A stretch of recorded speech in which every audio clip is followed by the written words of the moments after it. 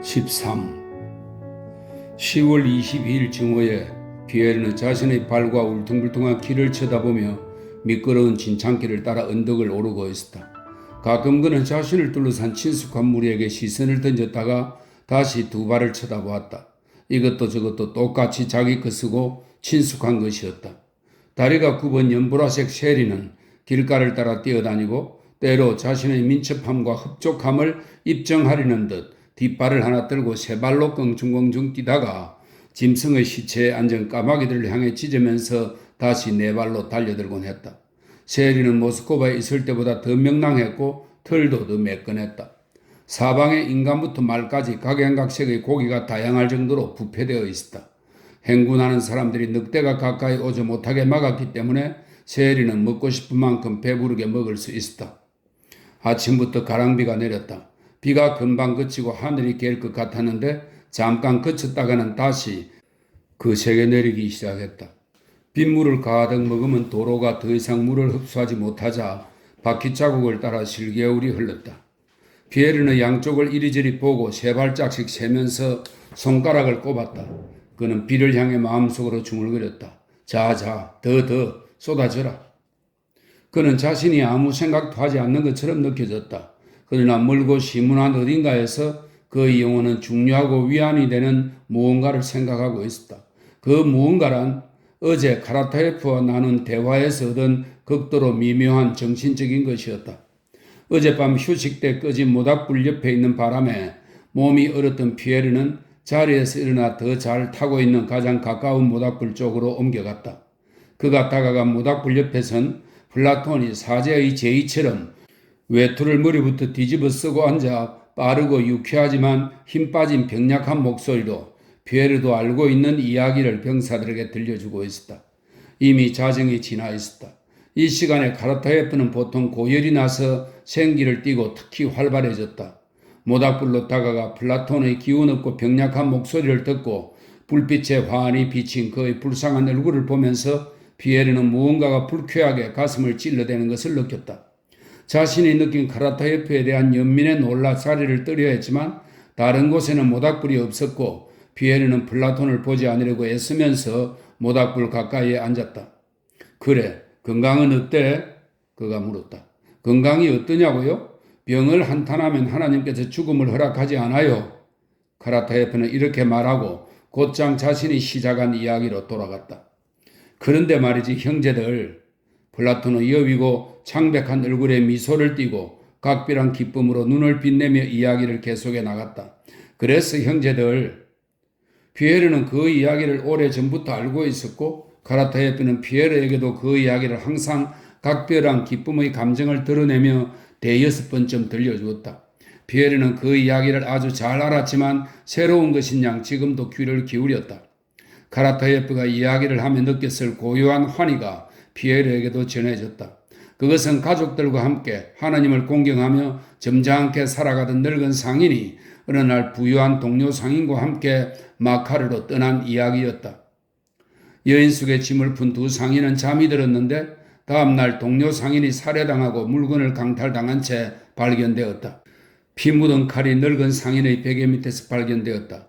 상인은 재판을 받고 채찍 태형을 당한 후 그리고 콧구멍을 베인 후 카라타예프가 말하는 적절한 규칙에 따라 유배지로 보내졌다. 그런데 말이지 형제들, 바로 이 부분부터 피에르는 카라타예프 이야기를 듣기 시작했다. 그 사건 이후 10년 혹은 그 이상의 세월이 흘러서 노인은 유배지에서 지내고 있어. 그는 자신이 처한 상황에 순종하며 나쁜 짓은 하지 않아. 다만 하나님께 죽음을 구할 뿐이야. 좋아. 그런데 우리가 그렇듯 밤일 때문에 유형수들이 모이게 되어서 노인도 그들과 함께 있지. 그러다 누가 무엇 때문에 고통을 겪게 되었는지, 하나님께 어떤 죄를 범했는지에 대한 대화가 시작되어서 어떤 자는 한 사람을 죽였다고, 어떤 자는 두 사람을 죽였다고, 어떤 자는 화재를 일으켰다고, 어떤 사람은 도망자일 뿐 아무 짓도 하지 않았다고 했어. 사람들이 노인에게도 물었어. 할아버지는 무엇 때문에 고통을 겪고 있냐고. 노인은 말했어. 사랑하는 형제들, 나는 나 자신의 죄와 인간의 죄로 고통을 겪고 있네. 하지만 아무도 죽이지 않았고 다른 사람의 것을 빼앗지도 않았을 뿐더러 거지를 도와주기까지 했어. 형제들, 난 상인이네. 큰 부자였지. 이 얘기 저 얘기 그는 계속 말을 했네. 즉 그들에게 모든 일들을 순서대로 이야기했다네. 그는 말했어. 나 자신에 대해서는 슬프지 않아. 말하자면 하나님이 죄인인 나를 발견하신 거니까. 단 하나 우리 할멈과 아이들이 가여울 뿐이야. 노인은 그렇게 말하며 울기 시작했지. 그런데 그 무리에 동료 상인을 죽인 남자가 있었어. 그가 말했지. 할아범 어디서 있었던 일이요? 언제? 몇 월에? 그는 계속해 물었지. 그는 가슴이 아팠어. 그는 이런 식으로 묻다가 노인에게 다가가 발치에 덜썩 쓰러졌어. 할아범, 당신은 나 때문에 무너지게 된 겁니다. 정말이요. 이복의 동료들, 이 노인은 아무 죄도 없이 공연히 고통을 겪으신 거네. 그 사건을 저지른 사람은 바로 납니다. 잠든 당신의 머리 밑에 칼을 놓아둔 것도 바로 나예요. 할아범, 나를 용서하시오. 카라타예프는 기쁘게 미소 지으면서 잠잠히 모닥불을 바라보다가 장작개비를 바로 놓았다. 노인은 이렇게 말하지. 하나님은 자네를 용서하였고 우리 모두 하나님 앞에서는 죄인인 거로 나는 나 자신의 죄 때문에 고통받은 거라고. 그는 뜨거운 눈물을 흘렸어. 이보게들 어떻게 생각하나? 카라타예프는 마치 자신이 이제부터 말하려는 것의 이야기의 주된 매력과 모든 의미가 있는 양 더욱더 빛나는 환희의 미소를 지으며 말했다. 이보게들 어떻게 생각하나? 살인자는 관청에 자수했어. 그는 말했지. 나는 6명을 죽였습니다만 단지 그 노인이 불쌍할 뿐입니다. 노인이 저 때문에 울지 않도록 해 주십시오. 그는 자신이 저지른 죄를 털어놓았어. 그 자백을 문서에 옮겨주고 마땅한 절차에 따라 문서를 보냈어. 문서를 보낸 곳이 멀리 떨어져 있고 재판을 하고 여러 관청들에서 모든 필요한 문서를 작성하느라 한동안 시간이 걸렸지. 문서는 차르에게 전해졌어. 얼마 후 차르의 칙령이 도착했네. 상인을 석방하고 그곳에서 형별을 내린 만큼 배상금을 주라는 거였지. 칙령이 도착하자 사람들은 노인을 찾기 시작했다네. 아무 죄도 없이 고통받은 그 노인은 어디에 있는가? 차르로부터 문서가 왔지. 사람들은 그를 찾기 시작했어. 카라타예프의 아래턱이 떨렸다. 하지만 하나님은 이미 그를 용서하셨기에 그는 죽었다네. 그렇게 된 거야? 카라타예프는 이야기를 끝내고 오랫동안 말없이 미소 지으며 정면을 응시했다. 그 이야기 자체가 아닌 그것의 감춰진 의미, 이야기를 할 때 카라타예프의 얼굴을 밝힌 환희의 찬 기쁨, 그 기쁨의 내밀한 의미, 바로 그것이 피에르의 영혼을 충만케 했다. 14. 제자리로 갑자기 외치는 소리가 들렸다. 포로와 호송병 사이에서 기쁜 소요가 행복하고도 장엄한 무언가에 대한 기대가 일렁였다. 사방에서 명령을 외치는 소리가 들려왔고 왼쪽에서 옷을 잘 갖추어 입고 좋은 말을 탄 기병들이 포로들 주위를 빠르게 우회하며 나타났다. 모든 이들의 얼굴에 최고 권력층에 가까운 사람이 등장할 때 종종 나타나는 긴장한 표정이 떠올랐다. 포로들은 무리지어 도로에서 밀려났고 호송병들은 대열을 갖추었다. 황제다, 황제다, 원수다, 대공이다. 그리고 살찐 호송병들이 지나가자마자 2열 정도의 회색 말들이 끄는 카레타들이 줄지어 쿵쿵거리며 지나갔다. 피에르는 삼각모를 쓴 남자의 평온하고 잘생기고 퉁퉁한 하얀 얼굴을 얼핏 보았다. 그 사람은 원수들 가운데 하나였다. 원수의 시선이 피에르의 눈에 띄는 거구를 향했고 얼굴을 찌푸리며 고개를 돌릴 때의 원수의 표정에서 피에르는 연민과 그것을 감추려는 바람을 본 것 같았다. 수송대를 지휘하던 벌건 얼굴의 장군은 깜짝 놀라 여인말을 급히 몰아 카레타를 뒤따라갔다. 몇몇 장교들이 모여들고 병사들이 그들을 에워쌌다. 모두가 흥분되고 긴장한 얼굴이었다. 그가 무슨 말을 했습니까? 무슨 말을 했습니까? 피에르는 이런 말을 들었다. 원수가 지나가는 동안 포로들은 무리지어 있었고 그래서 피에르는 이날 아침에 아직 보지 못한 카라타예프를 보게 되었다. 외투를 입은 카라타예프는 자작나무에 길에 앉아 있었다.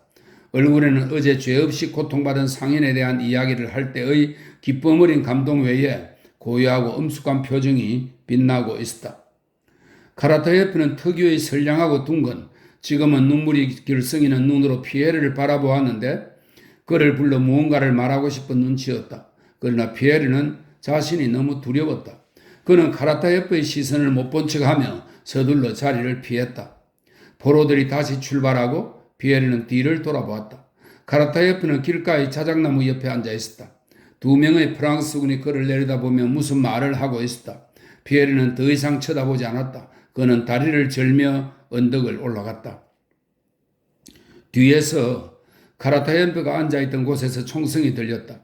피에르는 그 총성을 선명하게 들었지만 그 소리를 들은 순간 피에르는 원수가 지나가기 전에 시작한 계산, 즉 스몰렌스크까지 가려면 얼마나 더 행군해야 하는가 하는 계산을 아직 끝내지 않았음을 상기했다. 그래서 다시 계산하기 시작했다. 프랑스 병사 2명이 그중 하나는 연기가 나는 라이플 총을 들고 피에르를 지나쳐 달려갔다.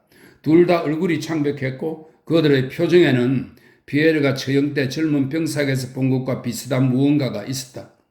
병사를 바라보던 피에르는 그 병사가 그저께 모닥불에 자신의 루바시카를 말리다가 태워 사람들에게 놀림받은 일을 기억해냈다. 카라타예프가 앉아있던 뒤쪽에 개가 울부짖기 시작했다. 저런 바보 같은 이라고 뭐 때문에 우는 거야? 피에르는 생각했다.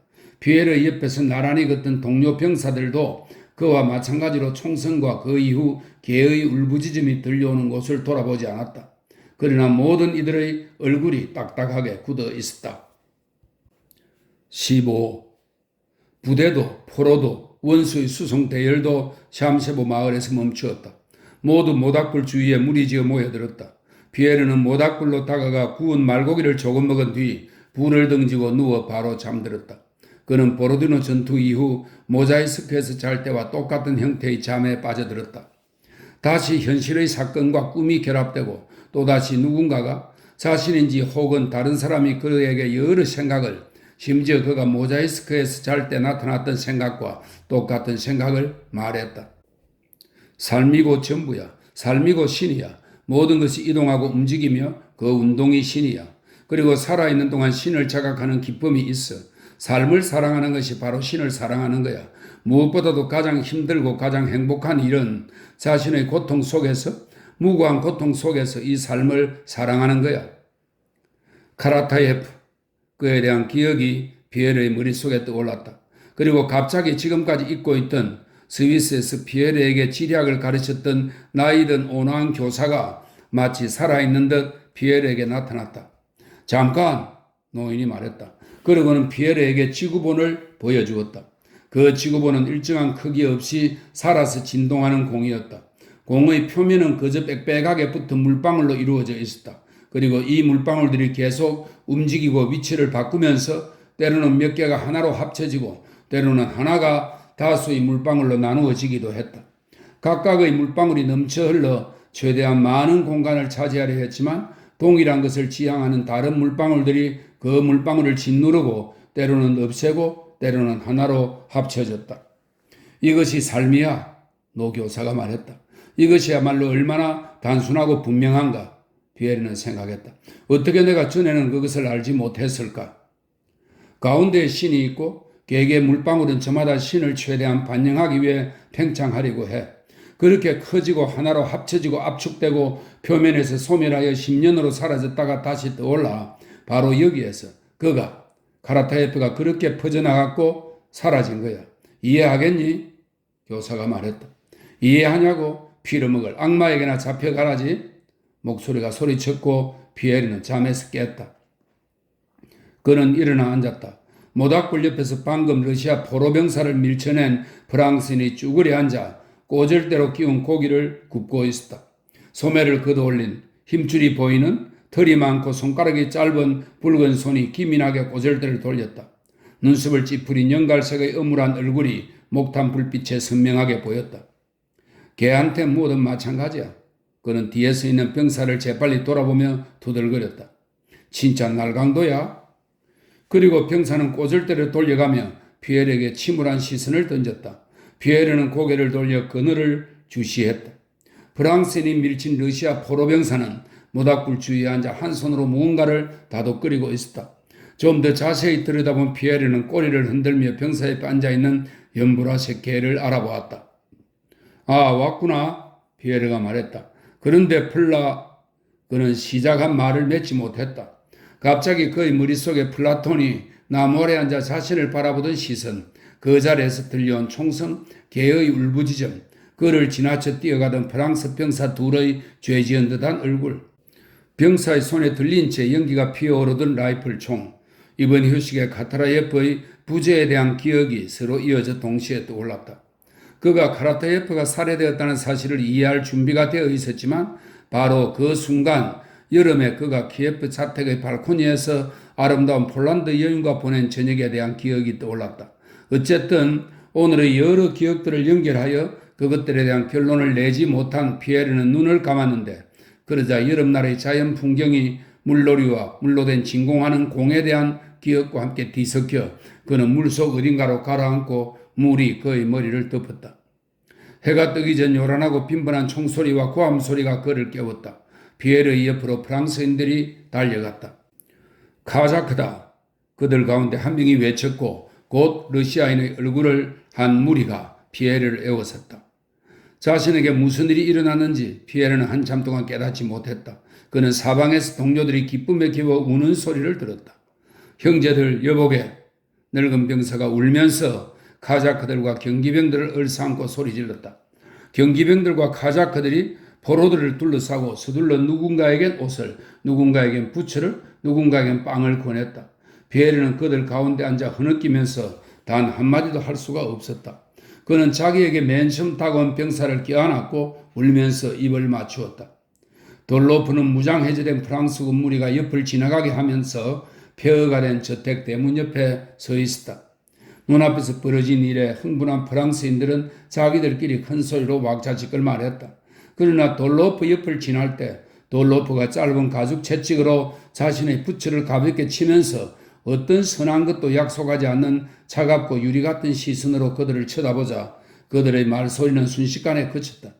맞은편에는 돌로프의 카자크가 서서 대문에 분필로 수백 개의 선을 그으며 포로들을 세고 있었다. 몇 명이지? 돌로프가 포로를 세는 카자크에게 물었다. 이제 곧 200명입니다. 카자크가 대답했다. 어서 지나가, 어서 지나가.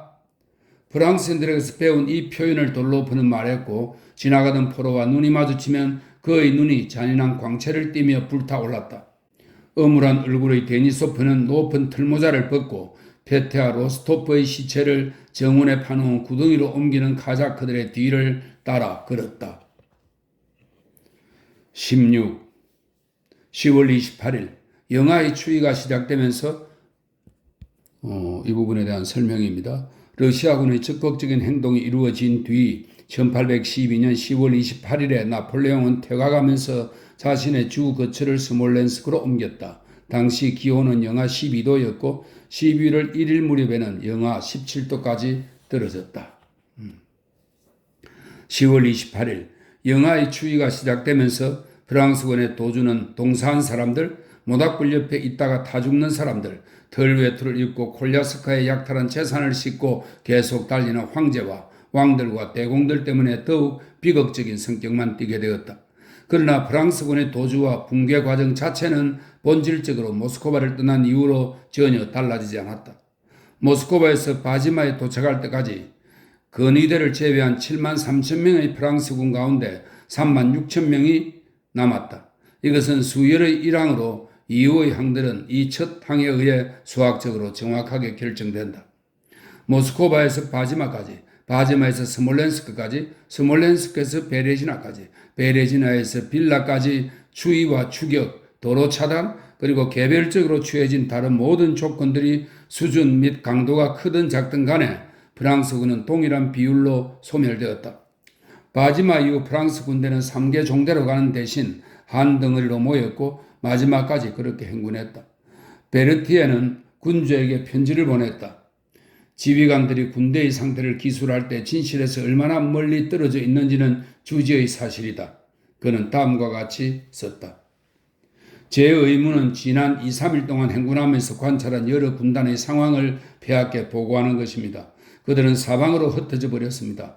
전 부대 병사의 4분의 1만 군기 아래 남았을 뿐 다른 자들은 식량을 찾고 부대에서 이탈하려고 이리저리 가버렸습니다.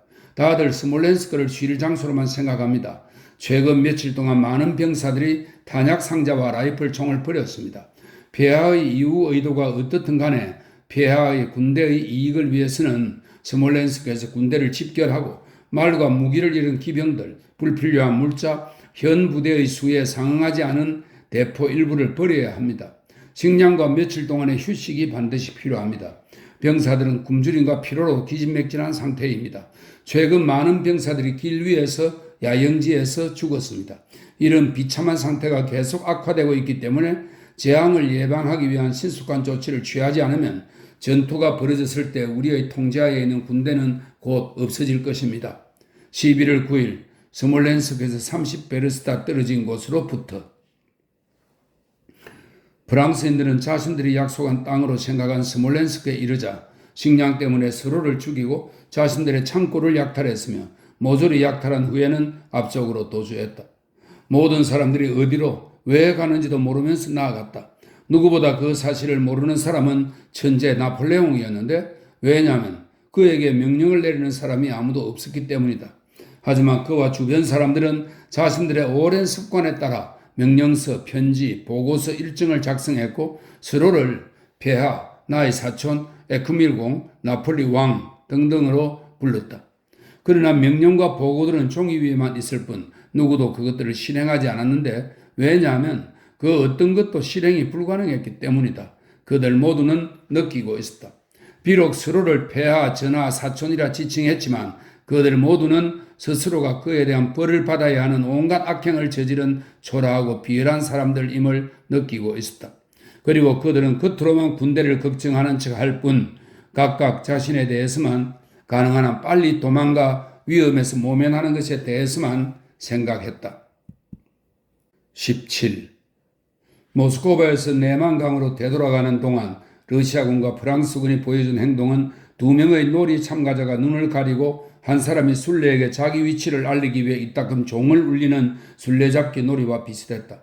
처음에는 도망다니는 이가 적을 두려워하지 않고 종을 울리지만 자신에게 불리해질 땐 소리 없이 움직이려며 애쓰며 적에게서 달아나다가 자신이 도망치고 있다고 생각하면서 자주 적의 소나기로 곧장 향한다. 처음에는 나폴레옹의 군대 역시 자신의 존재를 알렸는데 이때는 칼루가 가도를 따라 진군하던 초창기였다. 그러나 이후 스몰렌스크 가도로 나온 뒤부터 한 손으로 종의 혀를 움켜쥐고 도망치기 시작했고 종종 도망치고 있다고 생각하면서 러시아군을 향해 곧장 달려갔다. 프랑스군도 빨리 도주하고 러시아인도 빨리 추격했기 때문에 그리고 그로 인해 말들이 완전히 지쳤기 때문에 적의 위치를 대략적으로 파악하는 기병 척후가 존재하지 않았다. 하물며 어떤 정보가 있다손 치더라도 양쪽 군대의 위치가 자주 신속히 바뀐 탓에 정보가 제때에 도착하지 못했다. 첫날 적의 부대가 저기 어딘가에 있다는 소식이 그 다음날 도착한다 해도 무언가를 착수할 수 있는 사흘째에는 그 군대는 이미 두 번의 행군을 하여 전혀 다른 위치에 있었다. 한쪽 군대는 달아나고 다른 쪽 군대는 추격했다. 스몰렌스크부터 프랑스군 앞에 수많은 길이 놓여 있었다.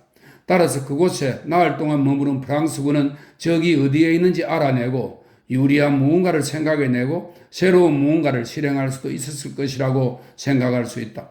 그러나 나흘 동안 머무르고 나서 그들 무리는 다시 오른쪽도 왼쪽도 아닌 어떤 작전이나 계획도 없이 이전의 최악의 길을 따라 그라노스에와 오르샤로 사람들의 발길이 다져진 길을 따라 도주했다. 적이 앞이 아닌 뒤에 있을 거라 예상하면서 프랑스인들은 상계하여 24시간 정도 거리를 두고 서로 떨어졌다. 그들 누구보다도 앞서 황제가, 그 다음에는 왕들이, 그 다음에는 대공들이 달아났다. 러시아군은 나폴레옹이 오른쪽을 택해 드네프르 강을 건널 것이라고 그것이 합리적인 유일한 방법이라고 생각했기 때문에 그들 역시 오른쪽으로 출발하여 크라스노예로 향하는 대로로 나갔다. 그리고 그곳에서 마치 술래잡기 놀이처럼 프랑스군은 러시아군의 전위부대와 마주쳤다. 뜻밖의 적을 목도한 프랑스군은 예기치 않은 상황에 놀라 당황한 나머지 순간 멈춰 섰으나 그 다음에는 뒤따라오는 동료들을 버리고 다시 달아나기 시작했다. 그곳에서 사흘에 걸쳐 마치 러시아군의 대열을 관통하듯 프랑스군의 개별 부대들이 지나갔는데 처음에는 부왕의 부대가, 그 다음에는 다브의 부대가, 그 다음에는 네의 부대가 줄줄이 빠져나갔다. 모두가 서로를 버렸고 자기 부대의 무거운 짐과 대포와 인원의 절반을 내버렸는데 오직 밤에만 오른편에서 반운을 그리며 러시아군을 우회하여 도주했다. 가장 마지막으로 이동한 그들의 운 나쁜 상황으로 인해 혹은 그들을 다치게 한 바닥 마루를 부수고 싶어서 아무에게도 방해가 되지 않는 스몰렌스크 성벽을 폭파하느라 내에는 1만 명의 군단과 함께 맨 나중에 이동한 내에는 다른 병사들과 대포를 버리고 밤에 남몰래 숲을 통과하여 드네프르 강을 건너 단 1,000명의 군사들만 이끌고 오르시아에 있는 나폴레옹에게로 달려왔다. 마치 추격군과 술래잡기를 하듯 그들은 오르시아를 떠나 빌라로 향하는 길을 따라 더 멀리 도망쳤다. 베레지나에서 그들은 다시 무질서한 혼란에 빠져 많은 사람들이 익사했고 많은 사람들이 항복했으나 강을 건넌 사람들은 더 멀리 달아났다. 그들의 총지휘관은 드레투를 입고 썰매에 올라탄 후 자신의 동료들을 버리고 혼자 질주했다. 할 수 있는 사람은 도망치고 그럴 수 없는 사람은 항복하거나 죽었다. 18. 도주하는 군사행동을 하면서 프랑스군이 할 수 있는 것이라고는 자멸뿐이었다. 칼로가 가도로 방향을 돌린 것부터 지휘관의 탈령에 이르기까지 이 무리의 모든 행동들은 전적으로 무의미했다. 군중의 행위를 단 한 사람의 의지에 기속시키는 역사가들이 이 시기 군사행동의 퇴각을 그런 의미로 기술할 수는 없을 것이라 생각된다. 하지만 그렇지 않다. 그런 류의 의미의 시기에 대해서든 대중의 행위에 대한 원인을 한 사람의 의지로 귀환시키는 역사가들도 결국에는 이 퇴각을 그러한 의미로는 기술할 수 없을 것 같다. 하지만 그렇지 않다. 이 군사행동에 대해 산더미처럼 많은 책들이 역사가들에 의해 쓰였고 곳곳에서 나폴레옹의 명령과 그의 심오한 계획, 즉 군대를 지휘한 작전과 그의 휘하 원수들의 천재적 명령에 대해 기술했다. 나폴레옹이 말리 야로슬라베츠에서 퇴각할 당시 비옥한 지방으로 향하는 도로가 있었고 향후 쿠투조프가 추격할 때 밟았던 나란히 뻗은 도로 역시 열려 있었지만 그럼에도 불구하고 황폐한 도로를 따라 불필요한 퇴각을 한 것에 대한 심오한 이유들이 우리에게 제공된다.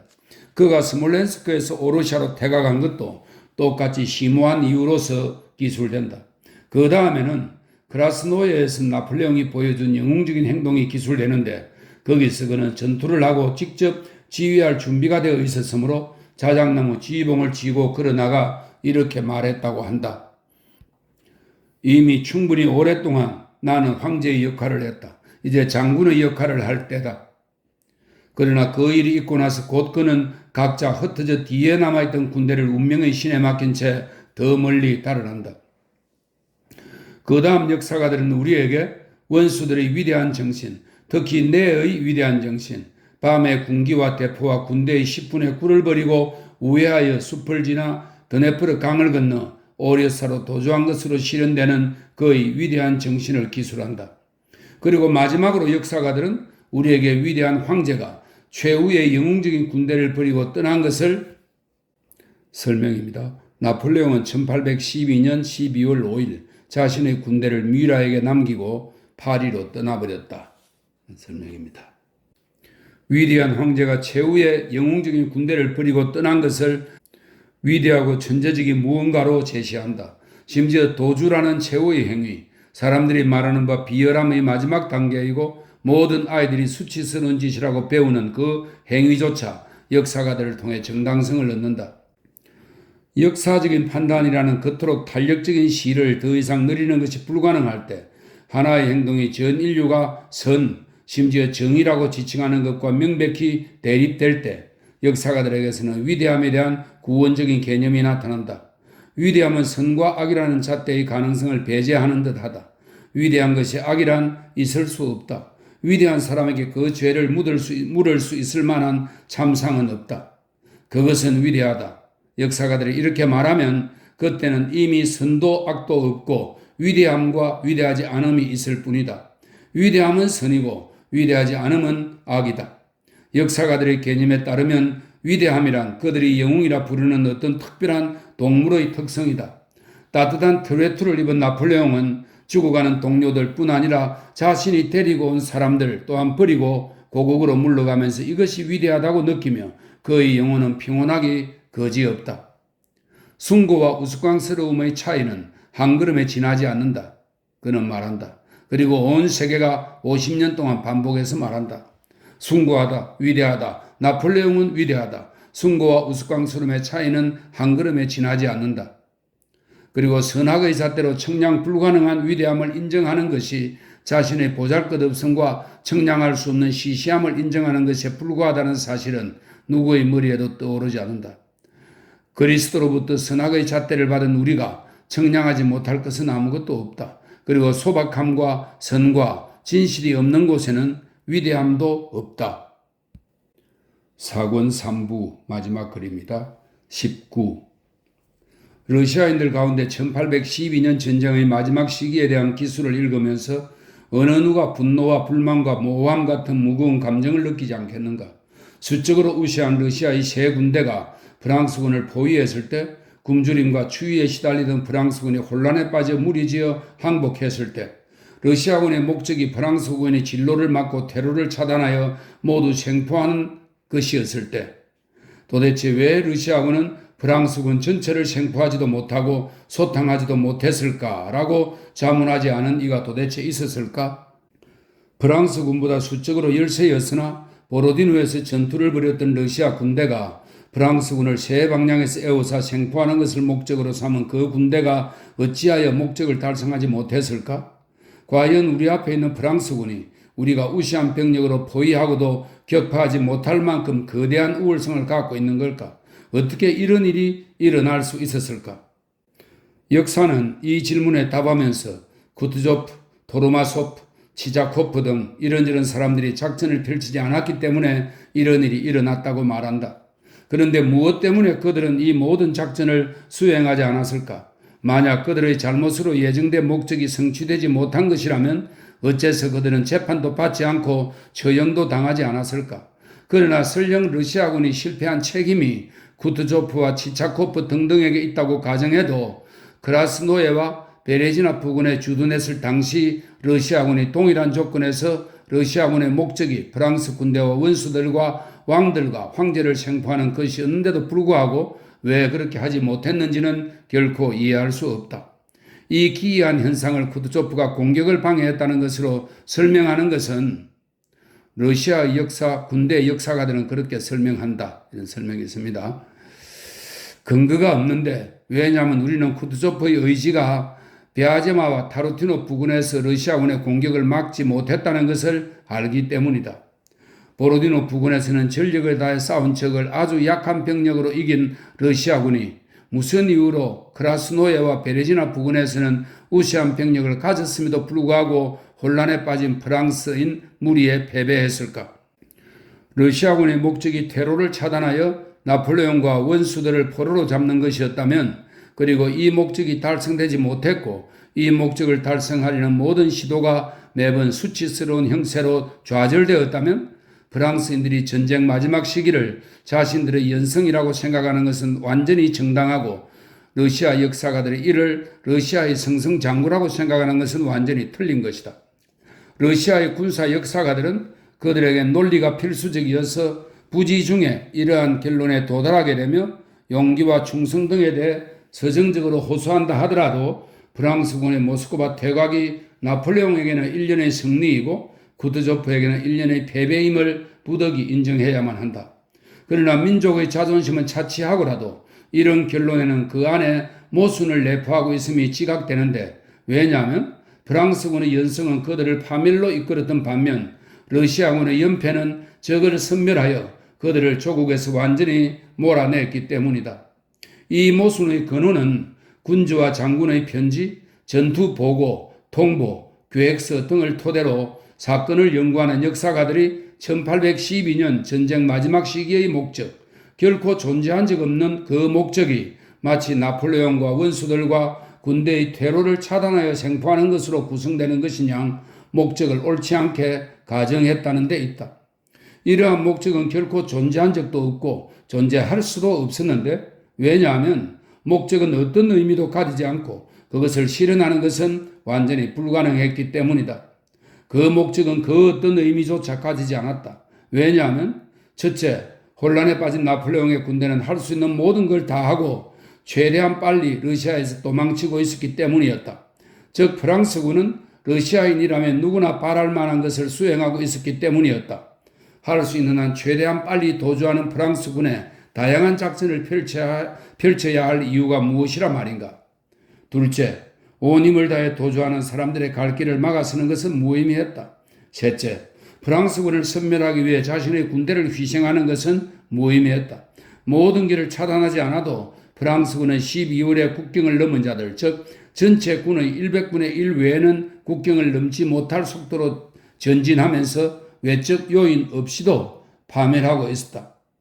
넷째, 당시의 가장 능수능란한 외교관들도 인정한 것처럼 러시아군의 활동을 극도로 곤란하게 만들 수도 있는 사람들, 즉 황제와 왕들과 대공들을 포로로 잡으려는 바람은 무의미했다. 크라스노예까지 가는 동안 러시아군의 군대도 절반이나 사라진 마당에 생포한 군대를 위해 몇 개 사단을 호위로 붙여야 하는 상황에서 또 러시아군 병사들도 늘 충분한 식량을 배급받지 못하고 있고 생포된 포로들 역시 굶주림으로 죽어가는 상황에서 프랑스군 군단을 생포하겠다는 바람은 더욱더 무의미했다. 나폴레옹과 프랑스 군대의 퇴로를 차단하고 생포하겠다는 심오한 계획은 전반적으로 밭 1항을 밟는 가축을 밭에서 쫓아내다가 대문 가까이 뛰어가면 그 가축의 머리통을 때려버리는 농부의 계획과 비슷했다. 농부를 옹호하기 위해 할 수 있는 단 한마디 말이 있다면 그가 굉장히 화가 났으리라는 것이다. 그러나 작전을 세우는 자들에 대해서는 결코 이런 말을 할 수가 없는데 왜냐하면 그들은 짓밟힌 바디랑 때문에 괴로움을 겪은 것이 아니기 때문이다. 그러나 나폴레옹과 프랑스 군대의 퇴로를 차단하는 것은 무의미할 뿐더러 불가능한 것이었다.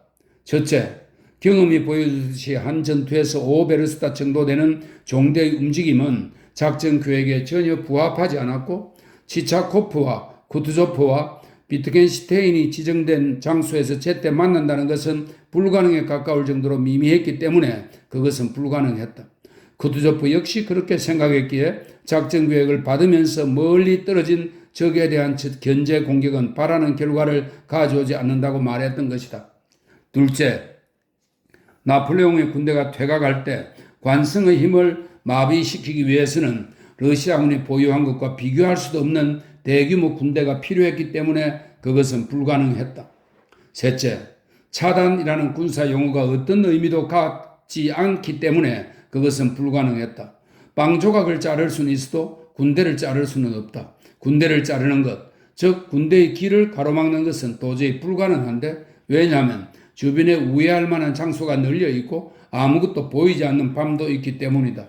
이는 군사학자들이 크라스노예와 베레지나의 사례만 보아도 확인할 수 있을 것이다.